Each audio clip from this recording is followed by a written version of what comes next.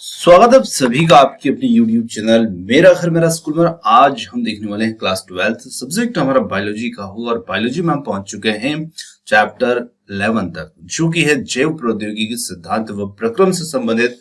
तो आइए और देखते हैं इसके क्वेश्चन को। बहुत इंपॉर्टेंट क्वेश्चन है और बोर्ड में किस प्रकार के क्वेश्चन दिए हैं, क्या इनके हल होंगे, तो चलिए देखते हैं। और इसके पहले के आपने यदि प्री चैप्टर नहीं देखे हैं तो आप उन्हें भी जाकर के प्लेलिस्ट में देख सकते हैं, ताकि आपको कंप्लीट चैप्टर फर्स्ट से लेकर के लास्ट तक के सभी वीडियो उपलब्ध करवा चुके हैं।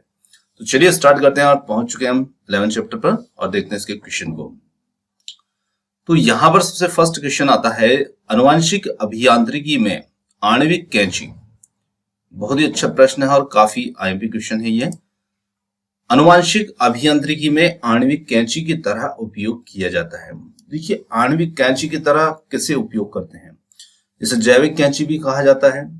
ठीक है, तो ये इसमें जो हमारा उत्तर होता है वो होता है ऑप्शन जो फोर्थ है, रेस्ट्रिक्शन एंडोन्यूक्लियस एंजाइम्स। ये जो एंजाइम्स होता है इसे आणविक कैंची कहा जाता है। अब देखिए क्यों कहा जाता है, तो इसकी मदद से जो डीएनए होता है, डीएनए को विशिष्ट खंडों पर से कट किया जाता है, यानी कि काटा जाता है। तो इसी वजह से ये आणविक कैंची या जैविक कैंची के नाम से जाना जाता है। और याद रखिएगा, इसे हम प्रतिबंधन एंजाइम्स भी कहते हैं। तो कभी इस प्रकार से प्रश्न आ जाए कि प्रतिबंधन एंजाइम्स जो होता है वो कैसे कहते हैं, तो प्रतिबंधन एंजाइम्स के नाम से भी इसे जाना जाता है और रेस्ट्रिक्शन एंडोन्यूक्लियस इसका नाम है। तो चलिए बढ़ते हैं अगले क्वेश्चन की ओर और देखते हैं अगला क्वेश्चन। आनुवंशिक अभियांत्रिकी के पिता है। बहुत ही अच्छा प्रश्न है और ये प्रश्न आपको थोड़ा सा कंफ्यूज कर सकता है, क्योंकि एक और प्रश्न इस टाइप से पहले भी पूछा जा चुका है, जैसे कि डीएनए फिंगरप्रिंटिंग के जनक कौन है। ठीक है, और यहां पर प्रश्न है आनुवंशिक अभियांत्रिकी जेनेटिक इंजीनियरिंग के पिता कौन है। तो दोनों में अंतर है। ठीक है, तो आनुवंशिक अभियांत्रिकी के जो पिता है वो है पॉल एम वर्ग। ऑप्शन जो फर्स्ट होगा इसके लिए यहाँ पर सही उत्तर होगा। अब देखिए, जो पॉल एम वर्ग है, इन्होंने आनुवंशिक अभियांत्रिकी के पिता के रूप में जाना जाता है, क्योंकि इन्होंने सबसे पहले SV14 वायरस के जीन को जीवाणु के अंदर स्थानांतरित करने में सफलता प्राप्त की थी और इसी कारण से इन्हें आनुवंशिक अभियांत्रिकी के पिता जाना जाता है। चलिए, अब जो एक और प्रश्न था हमारा जिसके ऊपर मैंने बात की थी कि डीएनए फिंगरप्रिंटिंग के जनक कौन है, तो LF जेफरी जो है वो उसके जनक है। ठीक है, तो वो प्रश्न एक अलग प्रश्न है। चलिए अगला क्वेश्चन है, विश्व में कृत्रिम रूप से पैदा किया गया प्रथम स्तनधारी क्लोन है। तो देखिए, विश्व में प्रथम स्तनधारी जो क्लोन था वो कौन था, तो वो था डॉली। अब डॉली क्या था, तो डॉली यहाँ पर ध्यान रखिएगा एक भेड़ थी। ठीक है, और ये भेड़ थी और इसका जो क्लोन था ये सबसे पहले कृत्रिम रूप से पैदा किया गया था, एक स्तनधारी क्लोन था। और इसका जो जन्म हुआ था, तो इस भेड़ का जो क्लोन तैयार किया गया था, जिसे कृत्रिम रूप से पैदा किया गया था, तो ये 1997 में इसका जन्म हुआ था और इस 2004 में इसकी मृत्यु भी हो गई थी। ठीक है, तो इसकी मृत्यु 2004 में, जन्म 1997 में, और ये एक भेड़ थी, इसका नाम था डॉली। चलिए बढ़ते अगले क्वेश्चन की ओर। प्राकृतिक आनुवंशिक अभियंता है। तो प्राकृतिक आनुवंशिक अभियंता जो है, अभियंता कौन है, तो ये होता है यहाँ पर ऑप्शन जो फर्स्ट है, इसमें फर्स्ट वाला विकल्प एग्रोबैक्टीरियम ट्यूमिफेसियंस जो है, ये एक प्राकृतिक आनुवंशिक अभियंता है। ऑप्शन फर्स्ट इसके लिए सही उत्तर होगा। चलिए अगला क्वेश्चन है, पीसीआर में प्रयुक्त होने वाला एंजाइम्स है। तो पीसीआर में प्रयुक्त होने वाला एंजाइम जो है वो है ऑप्शन थर्ड, TAQ पॉलीमरेज। तो देखिए, पहले तो पीसीआर जो होता है इसे हम कहते हैं पॉलीमरेज चेन रिएक्शन। इसका जो पूरा नाम होता है, कभी कभी ये पूरा नाम भी पूछ लेते हैं, पीसीआर का पूरा नाम। तो पॉलीमरेज चेन रिएक्शन होती है, ये एक प्रक्रिया है और इसमें जो एंजाइम्स प्रयुक्त होता है वो एंजाइम्स होता है TAQ। अब देखिए, TAQ जो है इसका जो पूरा नाम होता है, तो T से इसका जो नाम बनता है वो बनता है थर्मस। ठीक है, थर्मस, और AQ से बनता है यहाँ पर एक्वेटिस। थर्मस एक्वेटिस इसका पूरा नाम है, तो इसे शॉर्ट में लिख देते हैं TAQ के नाम से। ठीक है, और ये एक थर्मोफिलिक जीवाणु से प्राप्त इसको किया जाता है।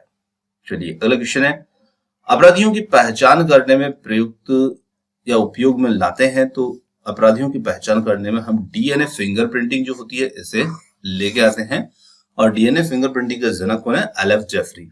चलिए अगला क्वेश्चन है, प्रोब बने होते हैं, तो प्रोब किसके बने होते हैं? तो देखिए प्रोब जो होते हैं आरएनए के या डीएनए के या न्यूक्लियोटाइड हो गए या प्रोटीन के। तो यदि हम देखें तो प्रोब आखिर होते क्या है? तो प्रोब जो होते हैं वो डीएनए या आरएनए के दोनों के ही खंड हुआ करते हैं, यानी कि इनके खंड होते हैं, डीएनए के भी होते हैं और आरएनए के भी होते हैं।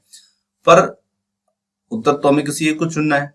तो यदि हम देखते हैं ऑप्शन थर्ड न्यूक्लियोटाइड हो गए, तो डीएनए और आरएनए दोनों ही जो होते हैं किसके बने होते हैं? न्यूक्लियोटाइड हो गए। तो यहाँ पर ऑप्शन जो थर्ड होगा ना, ये हमारे लिए सही हो जाएगा, क्योंकि प्रोब जो है डीएनए और आरएनए के खंड होते हैं और दोनों ही बनते हैं न्यूक्लियोटाइडों से।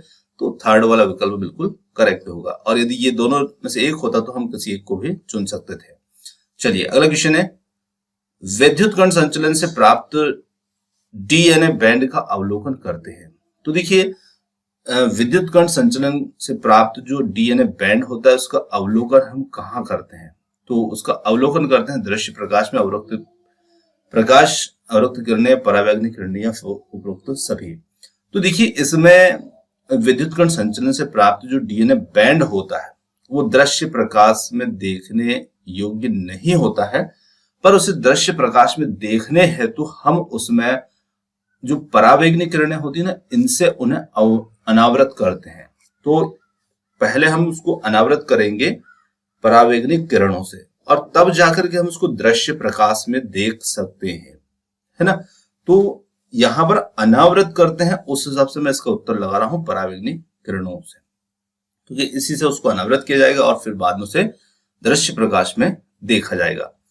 चलिए अगला क्वेश्चन है, पीबीआर है। तो पीबीआर क्या होता है? तो पीबीआर जो होता है ये एक प्रकार का विषाणु है, जीवाणु भोजी या वाहक है। तो देखिए पीबीआर और हिंड ये सभी जो होते हैं वाहक होते हैं, जिन्हें हम प्लाज्मिड्स भी कहते हैं, वेक्टर भी कहते हैं, क्योंकि ये क्या होते हैं कि ये जो जीन्स होते हैं, जब जीन्स को एक कोशिका से हम दूसरी कोशिका में ट्रांसफर करते हैं तो उसके लिए हमें एक वेक्टर की आवश्यकता होती है, और वो वेक्टर हमें मिलते हैं जीवाणु से। ठीक है, जीवाणु और जीवाणु भोजी से, विषाणु से मिलते हैं, और उन्हीं को हम वाहक कहते हैं। तो ये पीबीआर जो है एक प्रकार का यहाँ पर क्या होगा? वाहक होगा, वेक्टर होगा। चलिए अगला क्वेश्चन है, और ध्यान रखिएगा ये वाहक प्राप्त किससे होता है? जीवाणु से प्राप्त होता है। ठीक है ना, यदि प्रश्न इस प्रकार से हो कि किससे, इसका स्रोत क्या है, तो जीवाणु से ये प्राप्त होता है। अगला है जीन स्थानांतरण की तकनीक है। तो रूपांतरण, इलेक्ट्रोपोरेशन, लिपोफिकेशन या फिर डी है उपरोक्त सभी। तो यहां पर हम कह सकते हैं कि ये उपरोक्त सभी जो प्रकार की तकनीकी हैं जो जीन स्थानांतरण की तकनीक के अंतर्गत आती है, जिसमें रूपांतरण और वगैरह वगैरह सभी आते हैं। चलिए अगला क्वेश्चन है, रेस्ट्रिक्शन एंडोन्यूक्लियस काटता है। तो रेस्ट्रिक्शन एंडोन्यूक्लियस जो होता है किसे काटता है? द्वितंतु आरएनए को, यानी कि डीएस आरएनए को, एक तंतु आरएनए को, सिंगल स्ट्रैंड आरएनए को, या एक तंतु डीएनए यानी कि सिंगल स्ट्रैंड डीएनए और द्वितंतु डीएनए या डबल स्ट्रैंड डीएनए। इसे संक्षिप्त में इस प्रकार भी लिखा जाता है। तो बिल्कुल ऑप्शन जो फोर्थ होगा ये यहाँ पर सही होगा, द्वितंतु डीएनए जिसे हम डबल स्ट्रैंड डीएनए भी कहते हैं, रेस्ट्रिक्शन एंडोन्यूक्लियस इसे काटता है। चलिए अगला क्वेश्चन है, प्लाज्मिड्स एवं कास्मिड होते हैं, ठीक है, या प्लाज्मिड एवं कास्मिड है। तो ये क्या है? एक प्रकार के डीएनए वेक्टर होते हैं। तो यहां पर हम कह सकते हैं ये डीएनए वेक्टर है, जो डीएनए का के लिए एक वाहक का कार्य करते हैं, एक कोशिका से दूसरी कोशिका में जीन का स्थानांतरण के माध्यम से करते हैं। फिर अगला क्वेश्चन यहां पर आता है, समुद्री खरपतवारों से व्युत्पन्न उत्पाद है। तो यहां पर समुद्री जो खरपतवार यानी कि समुद्री जो घास होती है उनसे उत्पन्न जो व्युत्पाद होता है वो होता है ऑप्शन थर्ड एगेरोस। ठीक है, इसे एगेरोस भी कहा जाता है। तो एगेरोस ऑप्शन जो थर्ड है ये यहाँ पर उत्तर होगा, और ये एक प्रकार का प्राकृतिक बहुलक होता है। चलिए अगला क्वेश्चन है, पुनर्योजी डीएनए प्रौद्योगिकी द्वारा उत्पादित प्रथम मानव हार्मोन्स है। तो यानी कि डीएनए जो तकनीक है प्रौद्योगिकी उसके द्वारा प्रथम उत्पादित मानव हार्मोन्स कौन सा है? तो इसमें प्रथम मानव हार्मोन्स होता है इंसुलिन और इस इंसुलिन से को जो बनाया गया है इस तकनीक के द्वारा, तो इसे ह्यूम्युलिन के नाम से भी जाना जाता है। तो ह्यूम्युलिन जो कि एक प्रकार का इंसुलिन सी है, तो इसे ह्यूम्युलिन भी कहा जाता है। चलिए अगला क्वेश्चन है, बायोलिस्टिक अथवा जीन गन किसके लिए प्रयुक्त होता है? तो बायोलिस्टिक अथवा जीन गन जो होता है ये उपयुक्त होता है वाहक के साथ संयोजित होकर पुनर्योगेज डीएनए को एक कोशिका से दूसरी कोशिका में पुनर्योगेज, ठीक है, पुनर्योगेज डीएनए को एक कोशिका से दूसरी कोशिका में स्थानांतरित करने के लिए से दूसरी कोशिका, ठीक है, इसका उपयोग किया जाता है। तो एक प्रकार का ये उपकरण है जिसे जीन गन या बायोलिस्टिक कहा जाता है। तो ऑप्शन थर्ड जो होगा ये थोड़ा सा अधूरा है, तो इस प्रकार से ये हमारा उत्तर बनेगा। अगला क्वेश्चन है यहाँ पर, एगेरोस जेल में पृथक डीएनए खंड को किसके अभिरंजन के बाद देखा जाता है? तो देखिए एगेरोस जेल में पृथक डीएनए खंड को किसके अभिरंजन, तो जो डीएनए खंड होता है इसे अभिरंजित किया जाता है इथिडियम ब्रोमाइड के साथ में। ऑप्शन जो फोर्थ होगा इसके लिए यहाँ पर सही उत्तर होगा। और फिर इसके बाद में से परावैज्ञानिक किरणों से अनावृत किया जाता है और फिर से दृश्य प्रकाश में देख सकते हैं। चलिए अगला क्वेश्चन है, पॉलीमरेज श्रृंखला अभिक्रिया पीसीआर का चरणों में सही क्रम क्या है? तो जो पॉलीमरेज या पीसीआर प्रक्रिया होती है इसका सही क्रम हमें इसमें बताना है। तो इसका जो क्रम होता है सबसे पहले होता है इसमें विकृतीकरण, जो ऑप्शन फोर्थ है करेक्ट होगा, विकृतीकरण, फिर होता है अनिलन और फिर होता है इसका विस्तारण, ठीक है। तो ये इसका पहला क्रम होता है, ये दूसरा क्रम होता है और ये तीसरा क्रम होता है। तो इस प्रकार से ऑप्शन जो फोर्थ है यहाँ पर ये करेक्ट आंसर होगा पीसीआर प्रक्रिया के लिए। चलिए अगला क्वेश्चन है, रिस्ट्रिक्शन एंजाइम किन बंधों को तोड़ते हैं? हाइड्रोजन बंध, फास्फोडाइएस्टर बंध और कार्बन बंध, सहसंयोजी बंध। तो यहाँ पर हमारा उत्तर होगा फास्फोडाइएस्टर बंध, जो कि सुगर और फास्फेट के समूह के बीच में जो बंध होता है उससे ये तोड़ता है।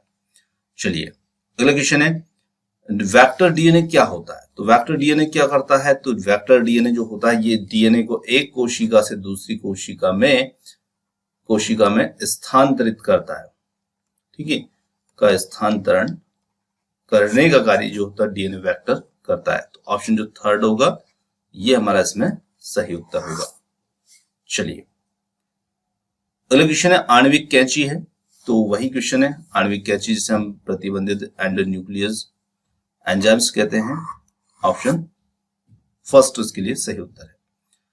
फिर अगला क्वेश्चन आता है, तकनीक जिसके द्वारा पितृत्व समस्या का समाधान किया जाता है उसे हम डीएनए फिंगरप्रिंटिंग कहते हैं। डीएनए फिंगरप्रिंटिंग का ही एक उपयोग है अपराधी की पहचान करने में, पितृत्व समस्या का समाधान करने में। Option third. फिर अगला क्वेश्चन आता है, बीटी कॉटन में बीटी का उपयोग किसके लिए किया जाता है? तो बीटी का उपयोग जो किया जाता है ये किया जाता है बैसिलस थूरिजिएनेसिस। ऑप्शन जो थर्ड है इसके लिए यहाँ पर करेक्ट होगा। इसके लिए बीटी लिखा जाता है, तो ये बी के लिए और ये टी के लिए। चलिए, और बीटी कॉटन ये कपास में प्रतिरोधी कीट के लिए कीट प्रतिरोधी कपास का रूप है।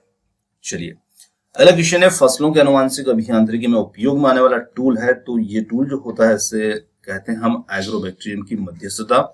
ऑप्शन फोर्थ यहाँ पर इसके लिए सही उत्तर होगा।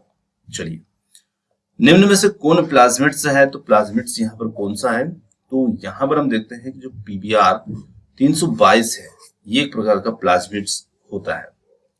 चलिए अगला क्वेश्चन है, पॉलीमरेज चेन अभिक्रिया किसमें लाभदायक होती है? तो ये जो चेन होती है ये डीएनए एम्प्लीफिकेशन में लाभदायक होती है। ऑप्शन जो सेकेंड होगा इसके लिए यहाँ पर सही उत्तर होगा।